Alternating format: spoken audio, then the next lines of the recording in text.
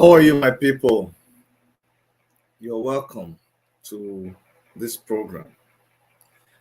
Now, this is a program that it's not my usual broadcast. Some of you may be watching me on a Igbo channel. You may be watching me on Worship Media, and you may actually be watching me on Black Canadian. We have several channels. It's difficult for me to even position this program that I'm doing because of the title. It is not our usual presentation. We have another one in about 4 hours from now. But I just had to do this. It's something I set up a long time ago. So if you're here and you're not hearing what you're expecting to hear, it's okay. I just have to do this for the record. Especially at a time when there's so much controversy, especially coming from the Ukrainian war, the Russian-Ukrainian war. And people are talking about who colonized who and what a certain group of people did to, what they did to Africa, how Africa was split up, amongst nations. They just sat down and said, let's divide Africa. And that ended their fighting amongst themselves. Or when you talk about slavery that took place in Africa. That's why I just had to touch this issue a little bit. And so, in fact, doing this program in English language is also very disturbing to me. It's very disturbing because you wish that you were even doing it in your own language. But that kind of buttresses the fact that we have to speak in another person's language. But I guess that's what is universally accepted now. But it doesn't have to stop us from wondering why these things are happening, why they happen, or why we must continue to let it happen.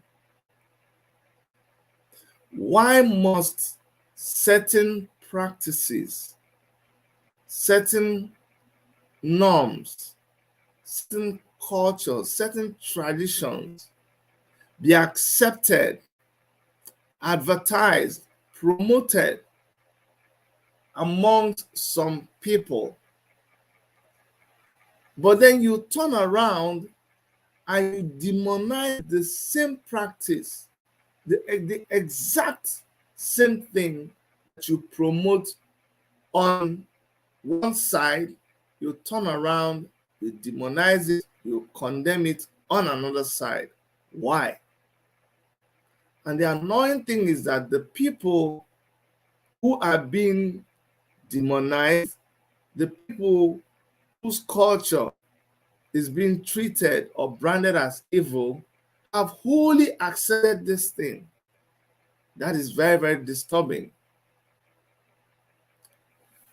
A clear example is when you are going to, that's one of the things that maybe a lot of you have noticed, that when you travel, like a place like North America, for example, a lot of my friends who are not Africans, when I ask them their names, they just tell me a first name and a last name. What's your name? John Williamson. What's your name? Igor Ramovich.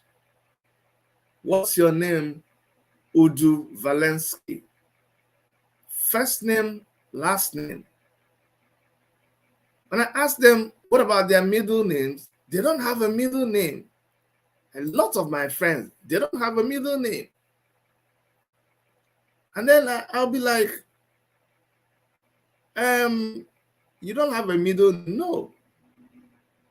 But a lot of my friends from Africa, we all have middle names. But hold it there. Not just that we have a middle name. We have so poorly allowed ourselves, and that is the kind of thing I want you to think today, allowed ourselves to be brought to a point where someone would actually ask you for your English name, and you would actually put your English name forward. You see, when I came to this realization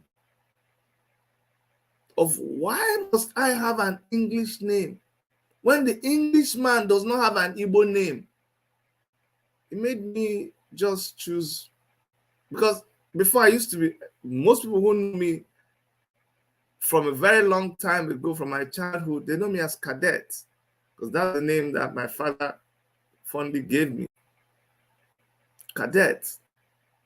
And it means a lot to my father. I respect his decision. I enjoyed the name when I was growing up because it was a very unique name. I was the only one with that name. But I didn't have to have an English name to prove any point. And for the Englishman who convinced my people that they have to have an English name, that was very, very terrible. This is just one of the subtle things that they did to us that was very, very bad. We had to have an English middle name. And a lot of us, when you call them by their local tradition, they feel bad. They feel diminished. They feel demoted. They prefer their English name or their foreign name than their local name. In fact, a lot of people, what can I say? I'm talking to you in a foreign language. So just forgive me. I am guilty of the same thing I'm talking about, but I want us to think. Just think. There's a reason why I decided to do this topic today. And I will show you the video that really sparked this. I will show you later a video of Masquerade, and you tell me where you think that Masquerade originates from. I'm going to bring that down the road for you to see. But you see, so many things you have to ponder about, and not just do it just because others are doing it. Doing certain things without asking questions, without pausing and reflecting on why you're doing it, that is not good at all. That is very, very dangerous. Let me give you a popular story that you hear, illustration. There used to be, there was this commanding officer in an army barracks or an army settlement. And during the changing of guards, there was this slab on the ground. Slab, just a slab of concrete on the ground, very close to the office, commanding officer's office. And every time there will be a change of guard, there will be two people that will be posted at that particular spot. And this has happened for years and years and years. So when this new commanding officer took over, he asked the people, why do we have to have two guards guarding this particular slab of concrete? Is it somebody's tomb? Is it a memorial? Did an accident, did something important happen? Why do we have to guard this piece of concrete? Nobody could tell him why. So he did a research into the records of that military barracks, and he found out that so many years ago, more than 15 years ago, when they cast that piece of concrete on the walkway, animals will always pass over there in the night and mess up that piece of concrete. So because of that, the commanding officer at that time had to order for two guards to be posted at that spot to make sure that at least that piece of slab is guarded through the night so that it will be hard enough by morning so no animal would have destroyed it. But nobody, they transferred that the commanding officer at that time, and the new officers did not even know why they were, I mean, the people who were sending the junior officers, something happened, loss in communication, and all they did, because army is about just following orders, all they knew was they had to keep sending people to guard that piece of concrete slab. For years and years, they just continued in the practice of sending somebody to guard that after the concrete slab had cured, was being used by people. So that is the danger of not asking questions and just following a tradition. That's what we are doing now that is not good for us. Even with our food, our people used to have the best variety of food. Black people, Africans, were strong, very strong. We didn't use steroids. We didn't go to no gym. We were not sick, very healthy. Why? Because we eat awesome variety of food. With all the classes of food that you can think about in this world, we ate them. And so it was something that nurtured us and kept us very, very physically fit and healthy. We had legumes, we had all kinds of beans. But you find out that, should I call it modernization, or the idea of want to be civilized, has made us abandon the rich. Thank God for what is happening right now. All over YouTube, people are beginning to cook African food and beginning to see African food all over the place. In fact, we've had this idea, I and my wife, of opening an African restaurant a long time ago. We're beginning to think about going to dust that file and bring it back up again, because suddenly African food is becoming popular again. Because people have found out that the food that we buy, that they call organic food here, is the basic food we eat back home. But they convinced us to start eating processed food. All we ate, everyone now started eating rice, just rice. Eating okpa, bambara, you know bambara nuts, they're bambara nut flour. Our people call it okpa. It's like back home, it's the cheapest food that you can buy, but guess what? It possesses the highest level of protein among so many foods that are eaten back home. In my house, we have a big supply of it. My kids love it so much, and if you see the way my kids are growing, I can tell you okpa is one of the, okay, now you know my secret. So we have all this. In my own language, we have something like akidi. We have fio. We have so many of them. Ozako. Lot of the variety of beans that I saw growing up, they were more than 30. The big black eye bean is the basic one that we used to make my and akara. That's basic when you come to the protein content of the beans. We have so many other ones. Leopard. If I go to counters abroad to buy these beans, I'm telling you they are too expensive. But back home, they were nothing. But we abandoned them and we chose what the white man told us was better. How about education? It beats me that in 2022, we still adopt an education that makes our people feel very inferior. Our education system makes the average African from the village look very, very inferior and very dumb. Growing up in the village, the little time I spent in the village, but those were times that I will always cherish for the rest of my life.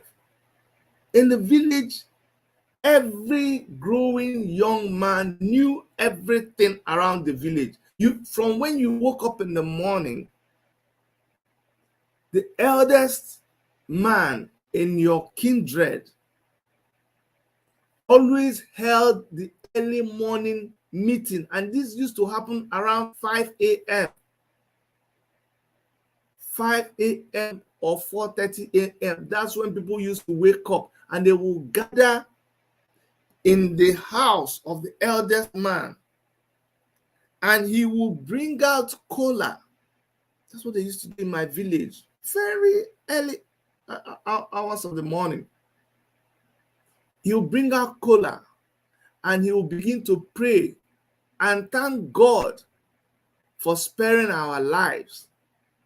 And then he will call on our forefathers and he will call whatever they believed was responsible for playing a role in their lives. They had this attitude of gratitude and they will offer the day before God and say, come and help us and guide us in this day.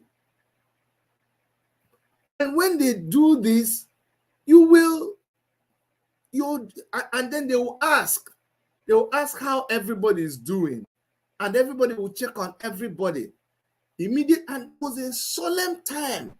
And after that, he will break the kola nut and give to everybody, including the small children. Now, that kola nut is more effective than morning coffee. I later found out kola nut, everybody will eat it first.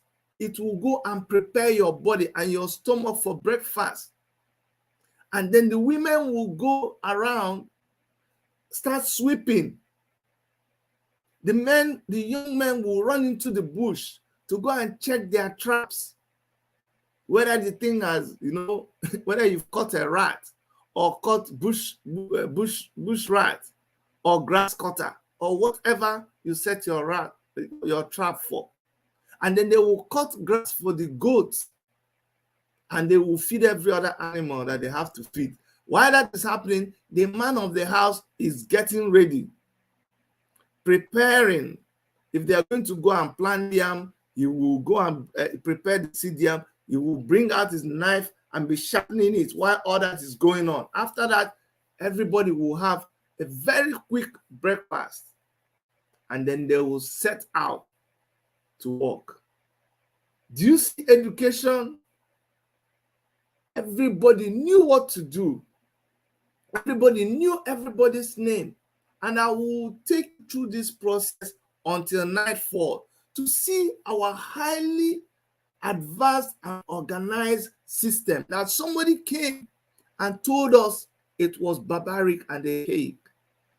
Now, on our way, assuming it's a day that, because every day work had to be done, and we went to do this work in the bushes that unfortunately terrorists have taken over now.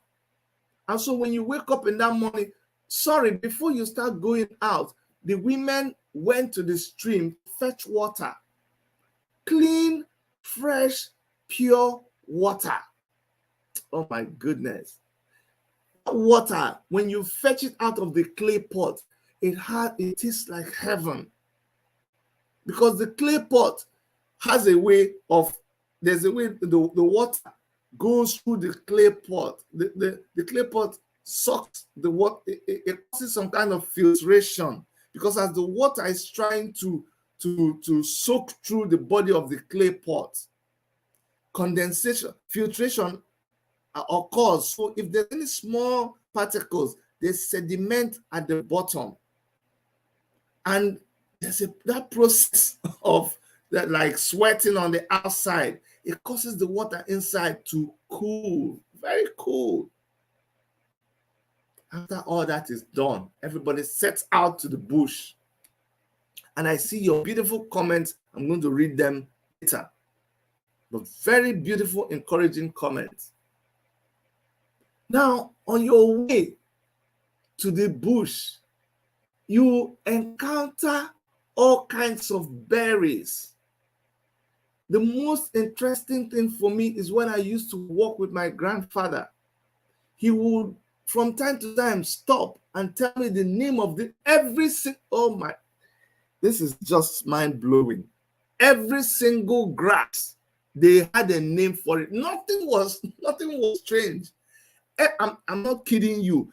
Every single greenery that you saw around, they had a name for it. Every weed that was growing, they had a name for it. They knew the ones to eat. My grandfather would tell me, this one, you can eat it. This one, you cannot eat it. The same way they have poison ivy here, that when they come, they put a sign, say, poison ivy, don't touch it. These are people who are supposed to be educated. This is a civilization that people are supposed to be intelligent. Back in the village, nobody put up a sign to tell you that these grasses are dangerous. The dangerous grass grew side by side with the grass that was not dangerous. My grandfather will show me grasses that he will say, listen, my son, if you take this grass and you squeeze it, if it touches anybody's mouth, they will die in seconds. But that grass was there. You could see it. He would tell me, okay, come, bring your hand. He would squeeze a leaf on my hand and rub it on my palm. And he would tell me to go and catch a bee. You see bees on the flowers, trying to suck nectar out of flowers. I'll catch a bee, and the bee will be crawling all over my hand. He will just say, just make sure it doesn't go beyond where you rub the sap from the leaf. And the bee will just be confused. It won't even sting me. He would tell me, he will get another leaf, squeeze it in my hand, and tell me to hold a scorpion. And I'll hold a scorpion, and nothing will happen to me. Education that you cannot teach in universities. And somebody convinced us that our education was useless. He will look at a bird and say, since he can see this bird, it means it's going to rain. He will look at another one and tell me, you see this one? If you have a snake bite, you cut it open with a knife, that spot, you press out the blood from that place, and you squeeze in this herb, and the snake bite will go. If you have a cut from something like, of course, they didn't have bottles before now, and this time I'm telling you, nobody wore slippers. So in the village, we used to walk with our bare feet, experienced it. So this time I'm telling you, walk to this farm is with our bare feet. And says, if you strike your feet on a stone and it is bleeding, put this one and you'll be okay. Everybody knew how to bring the what they call it, the palm fruits, how to bring it down, how it was processed, how from the palm from the palm fruit head they made a torch like candle. They made something like their candle. They made cream. They made palm kernel oil. They extracted palm kernel oil. They made the fiber that you used to start a fire. They broke the palm kernel and the back of it, the shell. They used it to decorate the floor. That was their floor tile. This was passed on from generation to generation. They cut they cut stick to make the handle for the hoe. The blacksmith made iron. See, I did not even know. I thought iron had to be bought from somewhere, but my grandfather took me to a blacksmith, and I saw how a blacksmith got smelted iron from rock, from igneous rock, raw igneous rock. They will put it and they begin to pump that thing, and the igneous rock will melt, and from it he made iron ore, and he hammered it into the pan of a hoe, or they hammered it into an axe right there in the village. That was education. Every single fruit, people knew about it, from orange to udara to ugili to mango to pawpaw to banana to everything. They knew. Nobody had to teach them. They didn't go to school. They knew oak, they knew rocks, they knew trees, they knew parts of the tree. Everybody grew up with that knowledge. They knew all the foods. They knew yam, cocoyam, every different types of cocoyam. They knew all of that. Now, fast forward to modern day times. A kid in primary school will go to school, and the teacher who, in my dear village where there is no apple growing, you will teach this kid that A is for apple. And this child is wondering, why can't you use something that the child can understand? Why? Why don't you show him that E is for Ede? Because if you tell the child that E is for Ede, he knows it now. He knows it. Or you come and tell the child that if X equals E, where E is this, blah, blah, blah, the child will fail the maths. And by the time you tell them A is for apple, when they come home, there is nothing relating with the apple that you told them in school. The orange that we know back home, I ask you, if you're from Africa, okay, let me localize it to even Nigeria, or even if you're from my place, because I can talk about what I know. The orange from my place, Igbo land, is green. The back is green. In fact, when it ripens and it wants to spoil, it changes from green to yellow. I'm telling you. But the orange that I see, what they call orange, I'm going to show you what they call orange. Let me just bring this for you. Hold on 1 second. So you understand the confusion that goes on. So I want to bring this. This is the color orange. This is what you're teaching the boy after you told him that orange is the fruit. And he says orange, oloma now, oloma, orange, oloma. Yeah, okay, you finished teaching him that. Then the day you're going to teach him about color, you tell him that this is the color of orange. He goes back home. The color of orange is green. The orange, I don't know about you, but the orange in my place is like this color. Let me show you. It's this color here. That's orange. The back of orange is green. So you see that kind of confusion? And that is what you call education.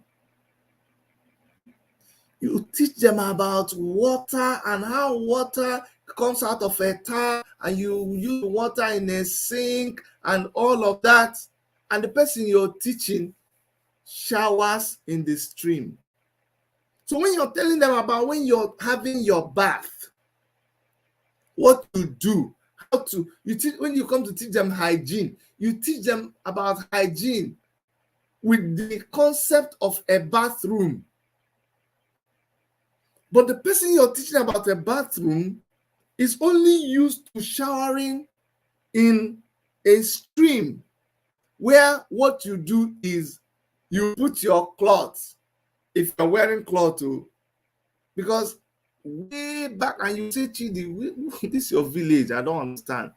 Yes, so when I was still very little, I am 50, how old am I now? 51.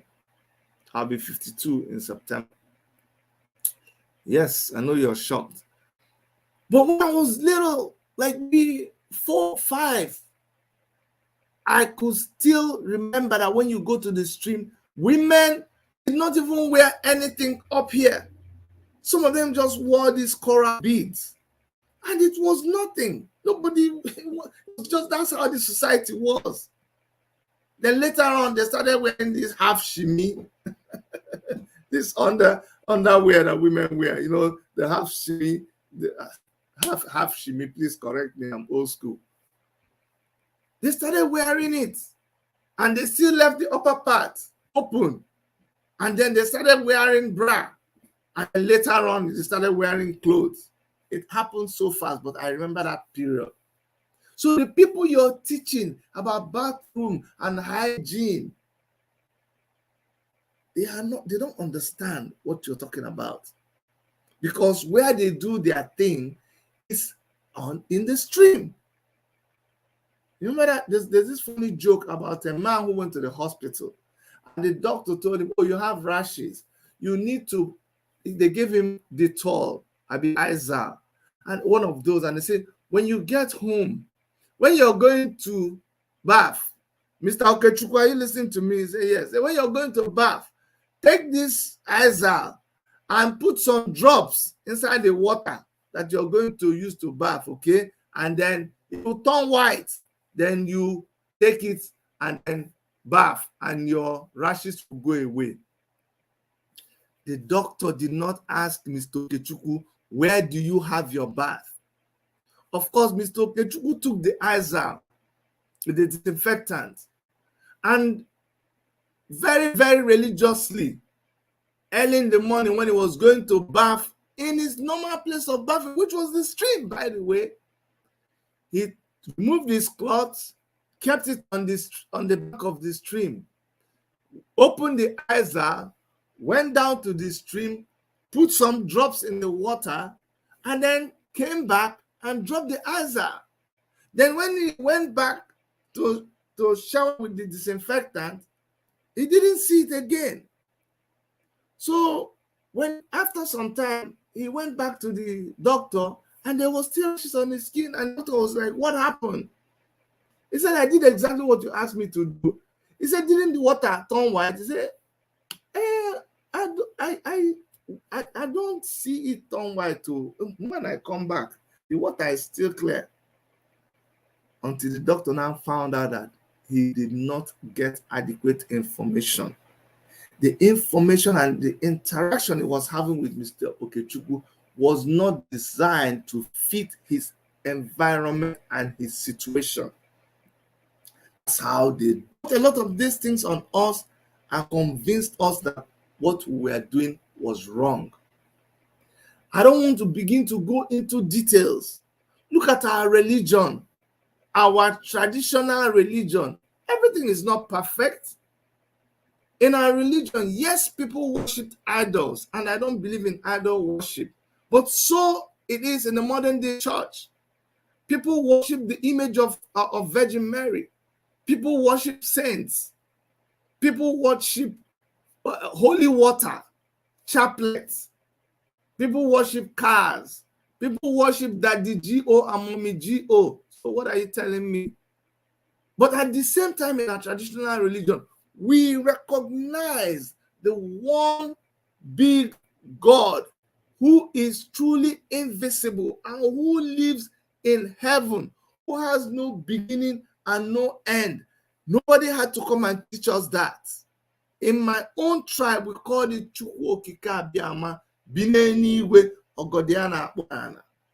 That means the one supreme God that is so mighty. He lives up in the heavens, and his garment drops down to the earth. That's trying to signify that he lives up there, but his mercies, his activities his actions trickled down to earth.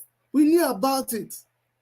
But when the white man brought Christianity, instead of telling us like what St. Paul did when he went to, I forgot one of the countries that he went to, and asked them, come, this shrine that you people built, because they built a shrine and they say it's dedicated to the unknown God. I said, who is this unknown God? When they explained to him, or they said the unseen God, he told them that this is the God I'm telling you people about. That's what they should have done when they came to us. But they didn't do that. They just told us that everything about our traditional religion was evil. How about our craft and our technology? You didn't teach us that to preserve the water in the stream, we had to make clay pots. You didn't teach us how to convert dirt, clay that was dead. You didn't teach us how to bring my grandmother, who is still alive today, used to do that. I used to follow her to the village mud pit, clay pit.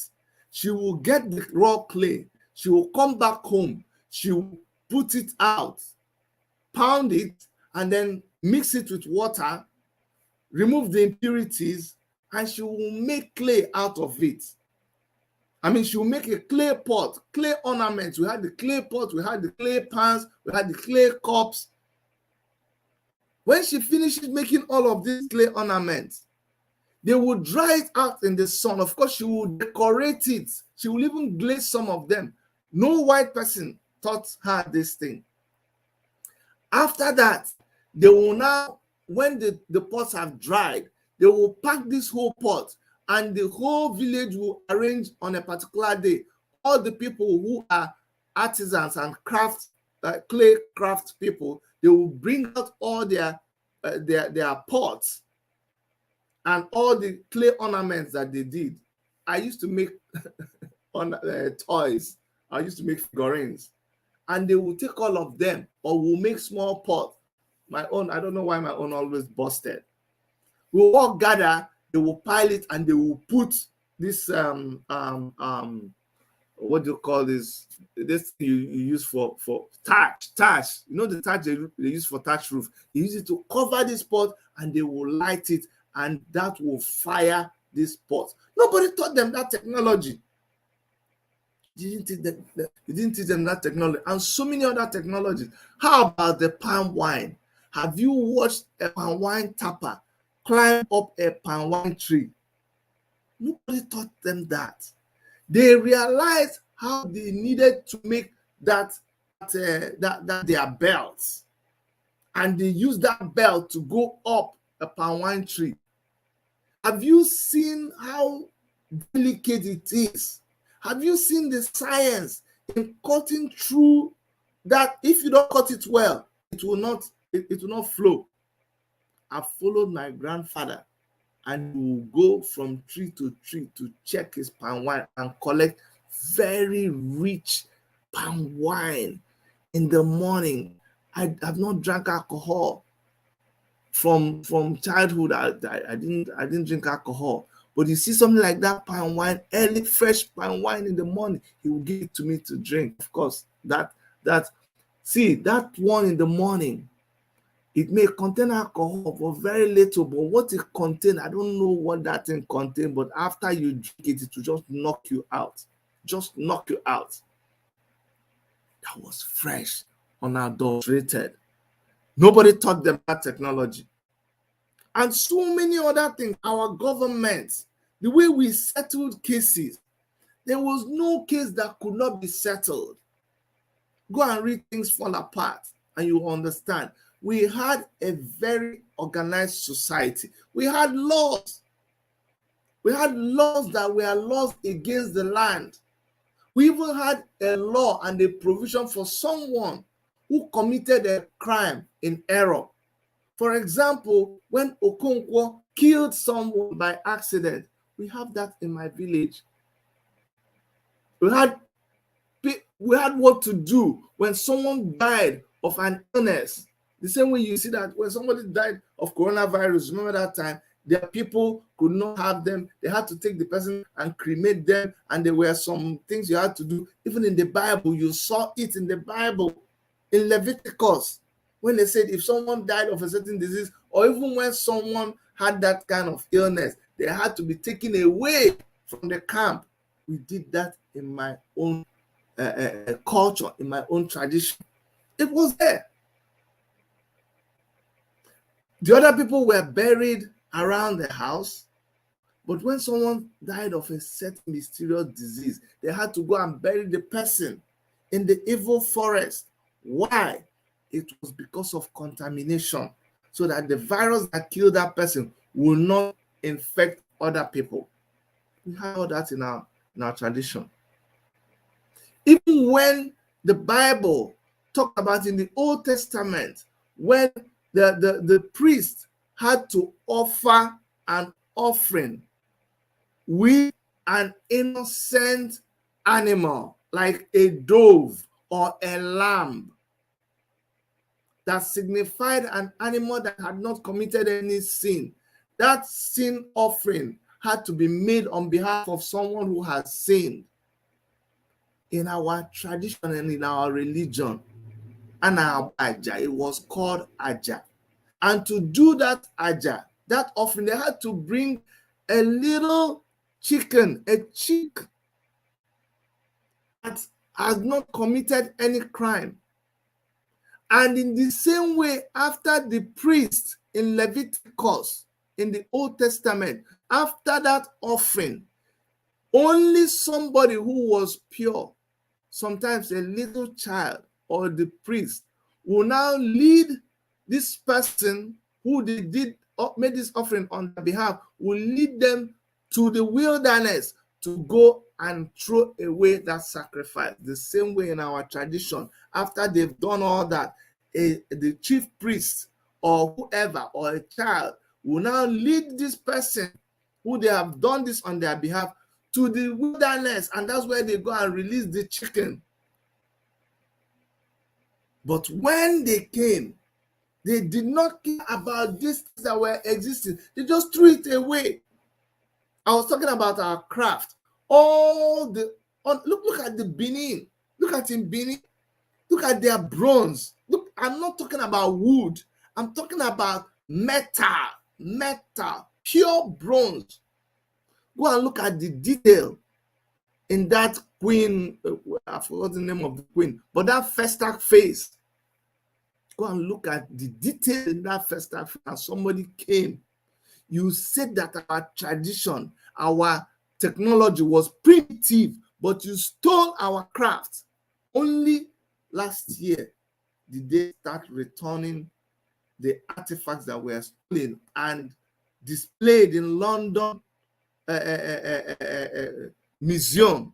Only last year did they start returning it to Benin. Do you understand? That is why you must think. You must think. Don't just allow people to tell. Look at our beauty. Look at when it comes to beauty. The kind of skin that God has given you as an African. It's because of where you're coming from. It's a privilege. You should be proud of it. But they taught you that the best thing to do is to bleach your skin. And you agreed. Why? Let me go ahead and play this video that really made me think. Because, you see, when it came to our traditions, our music, they convinced us that our masquerade was satanic and evil. And I don't know why we agreed, but I was shocked. I was truly shocked when I saw something online. And I'm going to share this thing with you. And this is not happening in Africa. What I'm going to share with you is not happening in Africa. I will let you, if you figure it out when I'm showing it, good for you. But if not, I'll come back and tell you about what you're watching. But let us watch this display, cultural display, and I'll come back and talk about it.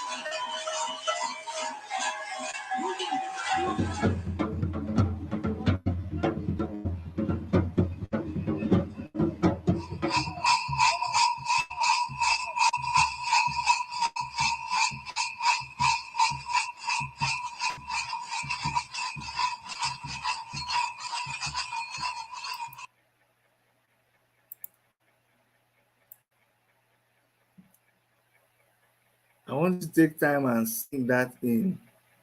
I forgot that there was a description. That is Bulgaria. Bulgaria. Oh, that is Europe. Europeans, white people, white man. Did you see? Does it not make you angry? Are you not angry that when the white man came to Africa, he knew that masquerade was just our culture and part of our social system? He knew the significance of masquerade. He knew that this was a part of an advanced political system and social-cultural system. He knew that everything had its place. We were very organized. We had because this is something that took years to evolve. Hold on. Let me take this call. Hello, are you calling into the show? Good morning. Okay, I'm going to take your call and I'll continue. Go ahead. Go ahead, speak. Yeah.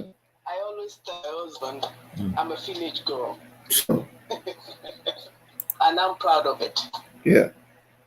I'm from a royal family. Yeah.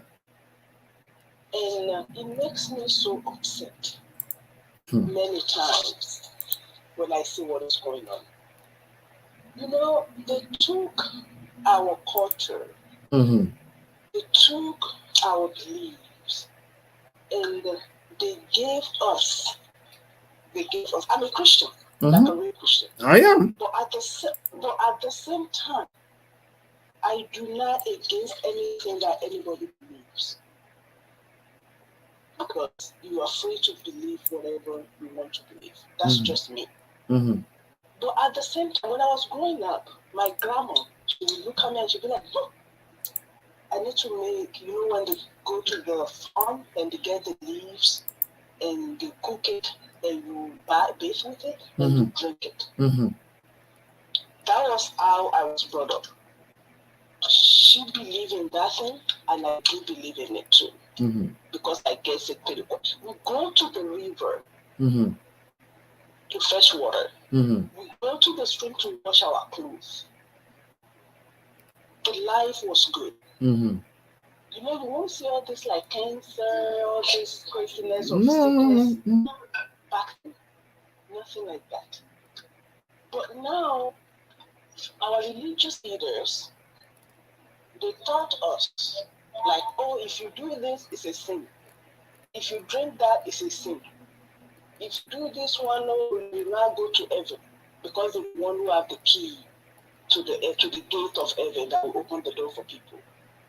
I think it's about time that we all, try to look back and see how we can actually fix it. Because it's messed up so much that people, even our kids or our children, they don't even know anything about what is in our culture. So now we believe in all these English cultures, and we are leaving ours, rich culture, behind. My sister, let me, I'm going to come back to you. I want to show another video and talk about it, then I'll take a call so we don't lose our thought. But thank you so much. You see, there's no way you can watch these things and keep still. So I understand where she's coming from. I truly understand where she's coming from. But I just showed you a masquerade performance from Europe. Oh, I didn't say it was from Europe.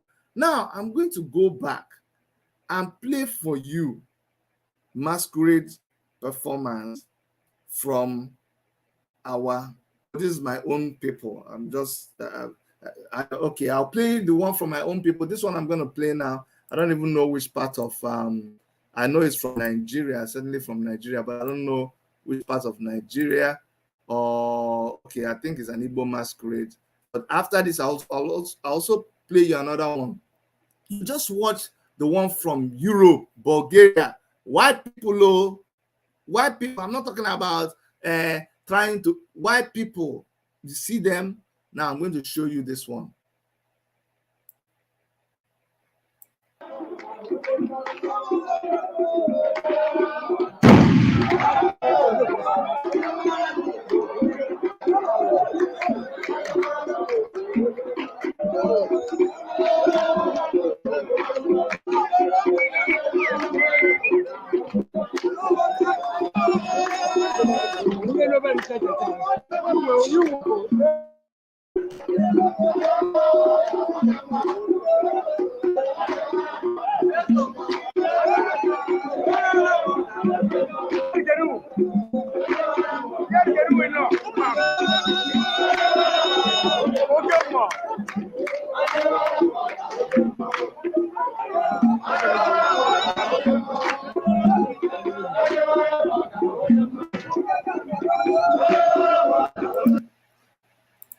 Now, so this is just one of them. There are so many of them. But imagine that someone will say that the first one we watched, they don't have a problem with that.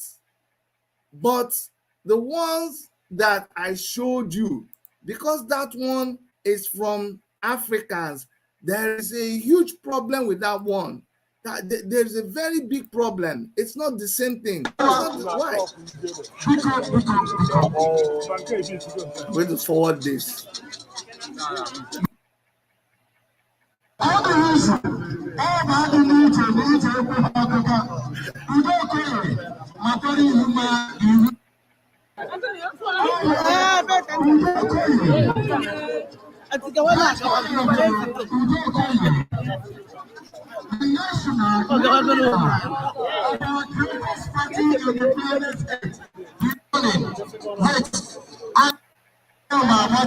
I'm just trying to show. I want a close up of that masquerade.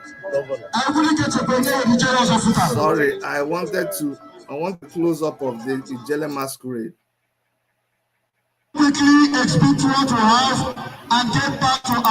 Okay, sorry.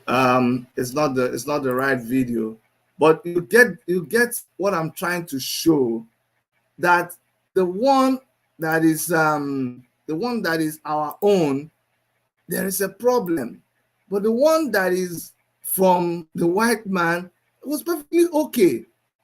perfectly okay. Or let me show you this. This one is from Abreba. This one is Abreba people. This one is also very colorful. You see, it wasn't just the masquerade, it was the people and the way the people were dressed. You saw them with their bells and all. See, just full of color, not boring, just full of color.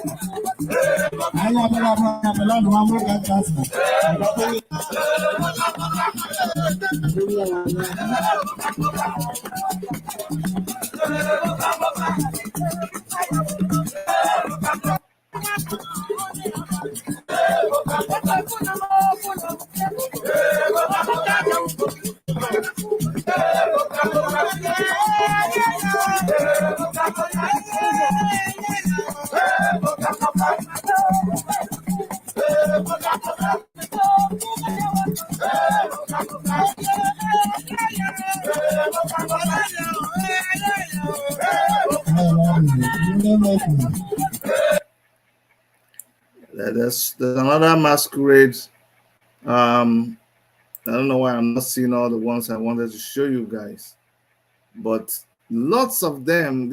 I'm just going through Igbo channel because I know I have a lot of masquerade. This one is from my village. This one is my village. Go.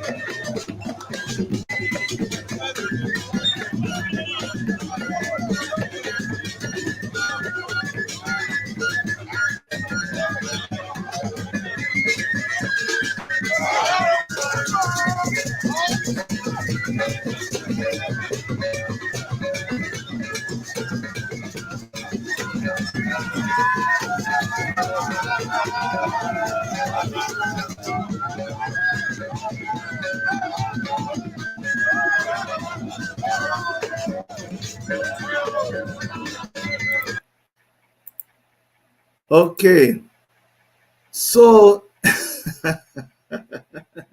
now you tell me. Someone made a very, very important remark. He says even the European masquerade show was stolen from Africa. Even that was stolen from Africa. You see that?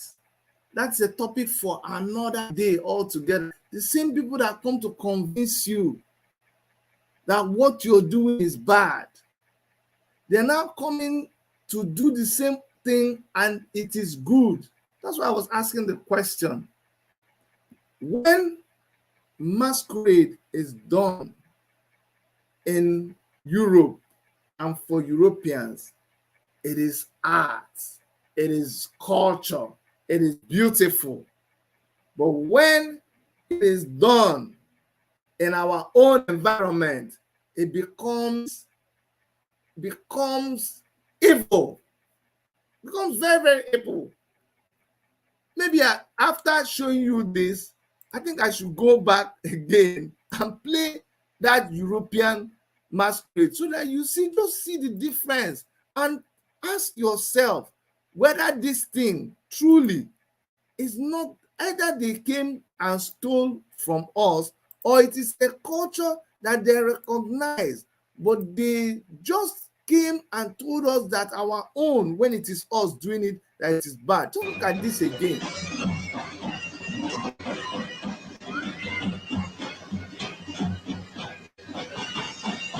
The funny thing is, listen to the beats. Listen to the beats.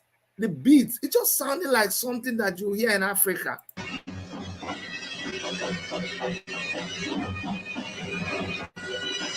Or listen to this one.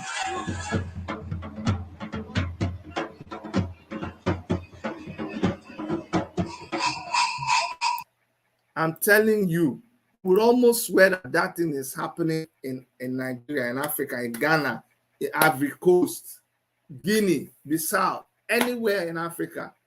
You would almost swear that that thing is happening there. So I just had to do this. It's not my regular casting, but it just touched me that we need to be careful. Though. We need to be careful, especially we, the generation that our eyes have opened. Don't just be there and watch people take your culture and sell it back to you. That's why I'm so happy with Afrobeat. They tried everything. Michael Jackson would do his slides. The slide came from Africa. Every dance step that you can think about, we're doing it here. They continue to suppress it until look at what is happening now. Look at what is happening now. Afrobeat, they can't avoid it anymore. Look at Afrobeat taking over everywhere. The dance step, Beyonce had to dance it. No, but you couldn't run away from it anymore. You couldn't. It was so obvious that Afrobeat had taken over. And that's why I really, really respect people like what's his name? All of them that are into Afrobeat. I really, really praise them for what they have done with Afrobeat, and now it has a lot of respect. So much respect that all over the place, people are dying, trying to disfigure their tongue to be able to sing. You know that song that by, is it Ike?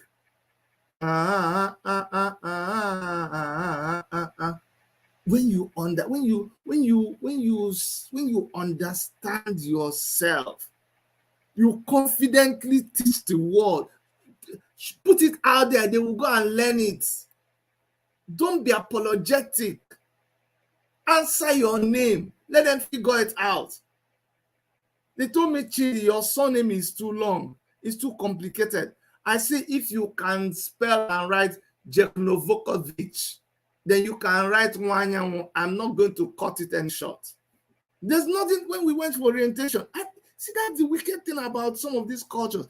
They actually convince you. A lot of you, as you're listening to me, you know you've had to break your name because they told you it will make you not get a job. I don't blame you sometimes. You have to do what you have to do. But when you have crossed that hurdle, hello, is it not time for you to get back? Is it not time yet? Think seriously about it. Talking about Afrobeat, I'm going to share this with you. This is on a lighter mode. This is people trying to sing our brother's song from all over the world. That's how we win, when we are confident, when we are not afraid of using. Look at the words that my brother was using. He said, "Onabakala misi." Baka misi means they scatter my head. But instead of saying you're scattering he said bakala misi. Years back, we will not be confident enough to use our language in mainstream music. Nobody will play it. It was difficult for them to play reggae. Now they are playing our song. It says, I don't play with my name. I'm teaching my kids to be proud. Of course, Chini. Of course, Chinye. So let's just enjoy people forcing themselves to sing. It's good. I'm proud of it. We can't only keep trying to sing other people's songs. Let them also try to sing our own song. Listen to this. You're like the oxygen I need to survive, I'll be honest. Your loving the totally me. I'm so obsessed. I want He said, you're loving the totorimi. You know, it's good. Let them also learn our own now. to chop your nukobi. I want to chop your hobby. So these people are singing it without even knowing what they're singing. But I'm proud. I'm proud of what our guys are doing. Your body never come and see ule. Open up, make I see ule. Give me love, one, two, three. If I make a bad man sing,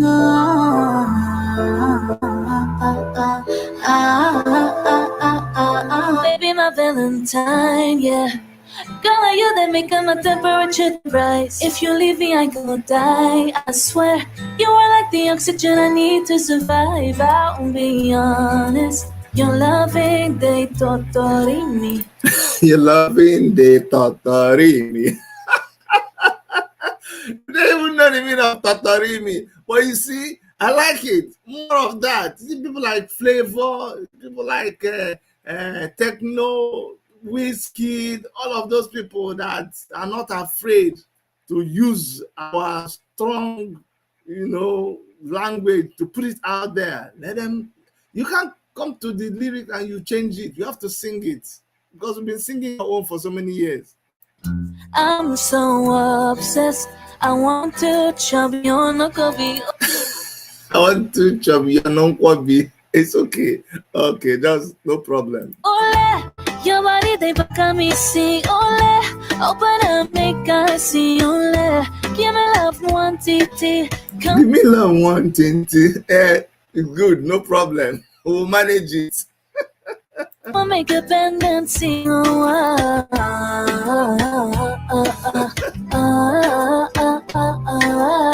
T'es mon oxygène, je respire mieux quand je te vois. Okay, this person now changed into French, which is also je good. sais que c'est Sing your own, we will sing our own. qu'une obsession. Je voudrais juste partir loin avec toi. Je voudrais m'éloigner loin, tout ça, rêver et faire durer la magie au-delà de cette nuit.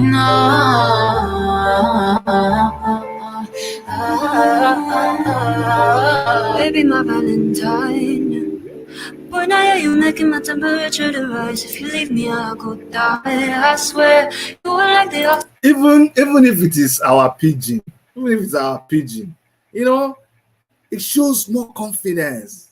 See, just this song, just they blow the pigeon anyhow, no sense. Mix am with his own language, no problem. As long as you see, once you're confident, don't worry. People will say you're proud, you're arrogant. Make it be. Put your thing out there. Nobody, they will learn it, they will sing it. Oh, go and listen to all our Afro beats and what they're doing. The only one I don't like is that they show one bomb all over the place. That's all. Woman. At least now they're beginning to cover up small, which is better. But let's listen. Oxygen, I need to survive, and I'll be honest. Your loving, they totally me. I am so obsessed. I want to chop your. You see, they write Nkwobi. You see where Nkwobi has reached. And now Nkwobi is on the international scene. I have a friend, the wife makes Nkwobi. Yeah. And we are going to go into African foods very soon because I love having to show my culture to people. We've done under my Roots Foundation, we have a foundation. We've done Taste of Africa. We just cook. My children's school, we go to that place and we cook for them free. And every time we're having a party here, people look forward to our party because they know they are going to get Nigerian food, African food, Igbo food. They are always, I'm not bragging, go and ask anybody that knows us. Our neighborhood, they know us. Our children's parties, we've done a praise night in church. We did praise nights in church. We served the African food. They were just, oh my God, they were licking their hands. They said, what is this? What is this? I said, I said, man, I don't know what it is, but I love it, man. I love it. It's very tasty. Honestly, don't worry. We're We are going to open a restaurant. Go, once you speak a word, it will not fall to the ground until it accomplishes its mission. My wife has got this. It's all of a sudden she's excited. She's like, I'm going to do this. I want to say, yes, go, baby, do it. Let's do it. We've had this idea a long time ago. Restaurant is stressed, but we're not going to be selling food. We're going to be selling Africa.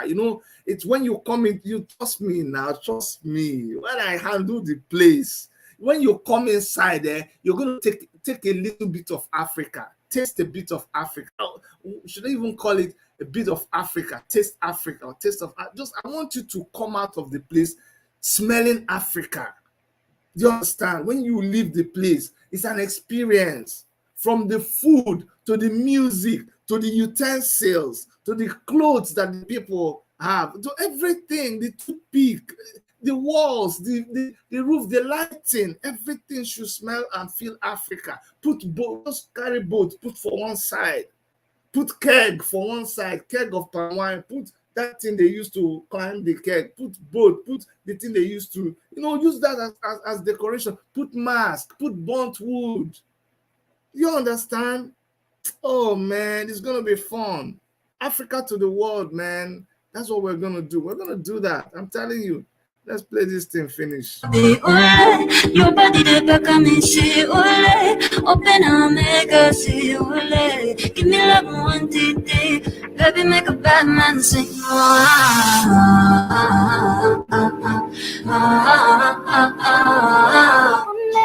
Your body they back on me, see open up, make us see give me love one day, baby, make a bad man sing.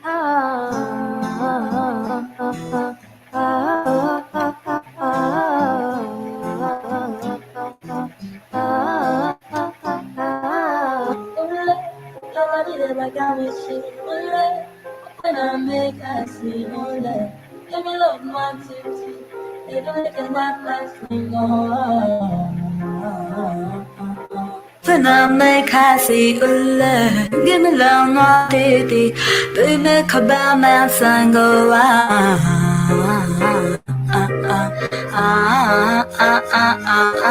Baby, my Valentine, yeah.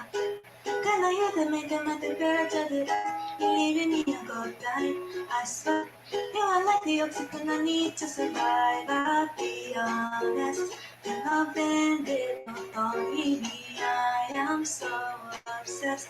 I want to chop your body never can you see. Mama can see you, yeah. Give me love one titty. You make a bad man sing,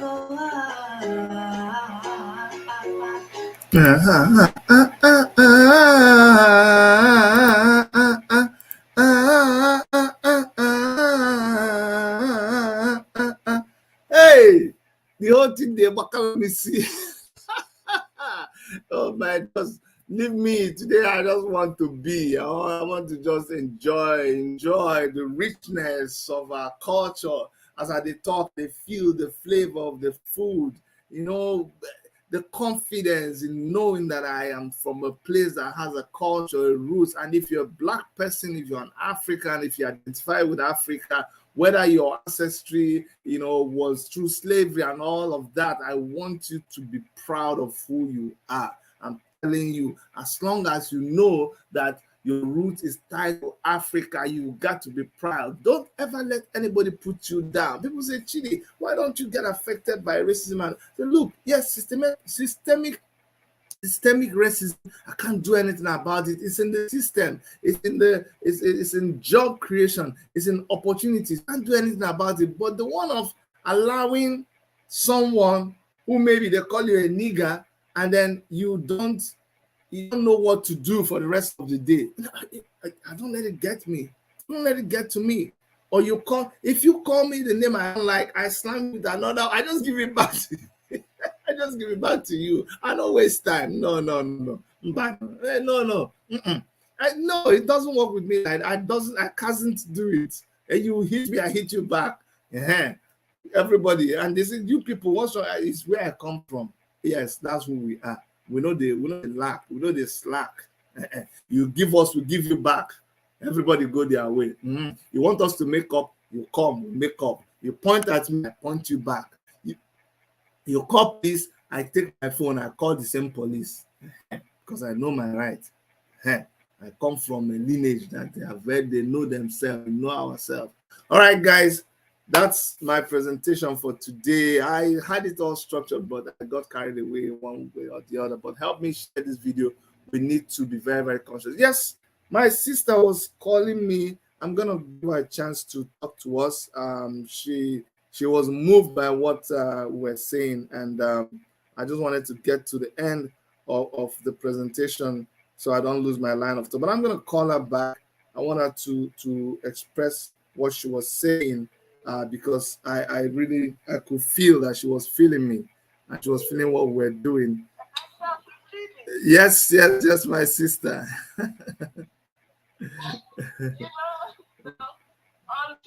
my belief is, until we divide that two countries and get all these ganja-wing people out of our way, that's when we can promote our culture, we can speak our languages. Whoever wants to listen to us can go find an interpreter. We do not have to speak English to anybody. I agree. We can speak our own native language. I agree with you. We can run our schools with our, teach the kids our language, teach them our cultures. Yes. Teach them everything about us. Whenever I go to work, people will tell me, like people I work with, oh, I love your food. I love African food. I love Nigerian food. Yes. Can you bring it? Like so many people have to bring fake food from home. Oh, yeah. Oh, yes. Yes. Oh, it's so spicy. It's so good. Especially when you're warming it. If you're warming it in the microwave,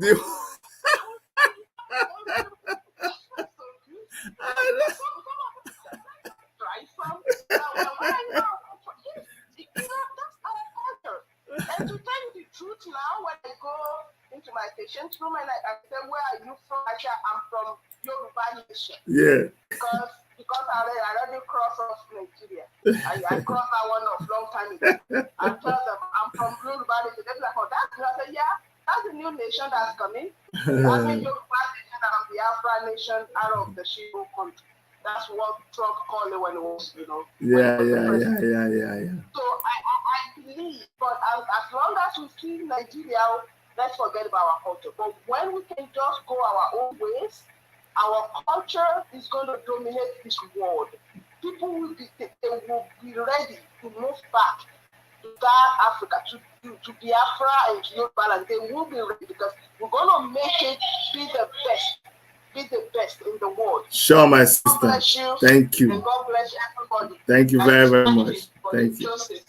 Thank you. Back there. Thank you very, very much. God bless you. Yeah. Yes, so you see, we need to, it was Bob Marley that said, emancipate yourself from mental slavery. None but ourselves can free our mind. Be so whatever. You can't continue like that. You need to emancipate yourself, and that's kind of what my sister is talking about. When we emancipate ourselves, when we get rid of the people who don't value us and our culture, then we can begin to promote our culture. Do you see in the Russian-Ukrainian war? You see them speaking Russian. The Ukrainian president is speaking his own. Look at Chinese people. All their presidents can understand English, but when they talk, they choose to talk in their own language because they stuck to their language. We thought that if China does not speak English, does not do this, they will not. But they are ruling the world now, and yet their national language is Chinese, Mandarin. See that? Just like so many India, all of this India IT giant, they are not speaking English, but their national language is not English. Anyway, that's my program for today. Thank you so much, everybody. Please share this video. I think a lot of people benefit from it. I love you guys, and I'll see you guys in the next video. One of our channels, like I said, there's plenty channels that we have. If you're watching from Worship Media Igbo channel, Ekenemuno, Daluno. If you're watching from, this is funny. If you're watching from Worship Media WMT, I greet you. If you're watching us on Facebook, I greet all of you. Please help us to share this. If you're watching on Facebook, please just like the video and share it too. And I'll see you guys very soon. All right. God bless you from Dr. Erica and everybody that helps us with all the logistics. My name is Dr. Chidi. Bye-bye.